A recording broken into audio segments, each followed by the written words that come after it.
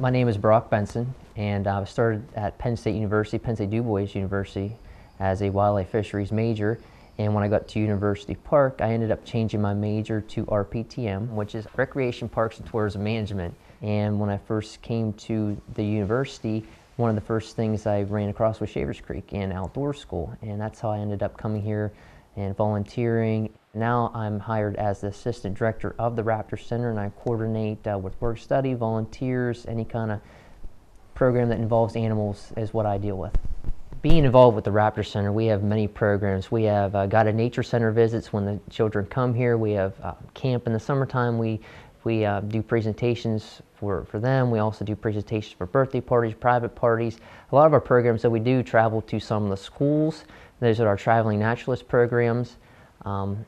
And when we do Raptor Center, it doesn't just involve the raptors, it involves all of our snakes and turtles, so our reptiles and amphibians. As the moment is, we don't have any mammals, but from what we do is it's mostly birds of prey though. Shavers Creek is no longer a rehab center, so all these birds have some kind of physical injury that doesn't allow them to be able to survive on their own. My favorite is the great horned owl, which is the symbol of Shavers Creek. Besides that would be the golden eagle. Just being around her and in her presence and going to go get her to perform a program is just an adrenaline rush in itself. Well, the story behind the great horned owl is that she was found at a farm and she was tangled in some barbed wire fence.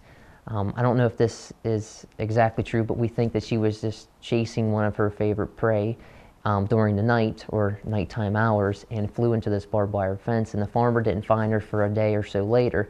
So the only way to save her was to take part of her wing. So now she only has a partial wing, and that's why she's not released into the wild. But the golden eagle was one of the birds that we obtained from Zoo America, which is at Hershey Park. This bird was released into the wild by the Pennsylvania Game Commission and had a tracking device on it.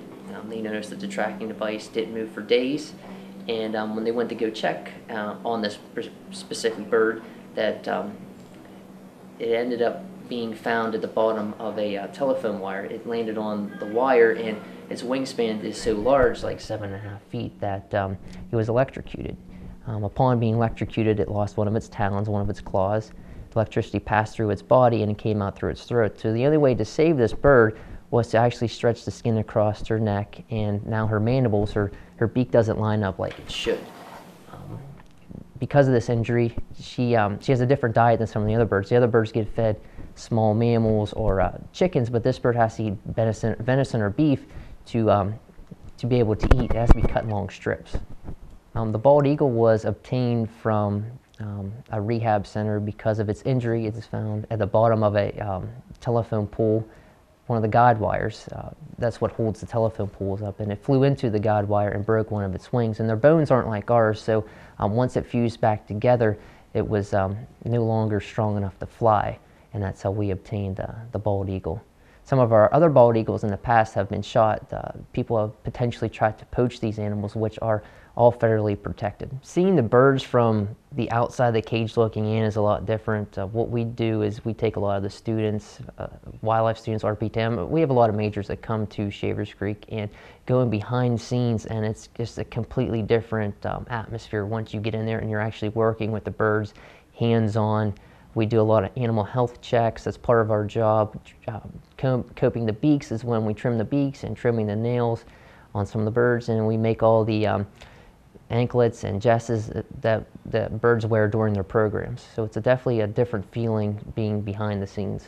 I mean, Shavers Creek it's a place for young professionals to come here and to learn. It's actually a skill to be able to teach and to show people how to teach. That's part of my job now. Is we have a lot of people that come here with a background of the resources, but they don't exactly know how to explain it to the public. So that's part of my job, is telling them what I know and how to read their audience and to, help spread the message of what we're trying to do. Just, be good stewards of our natural resources.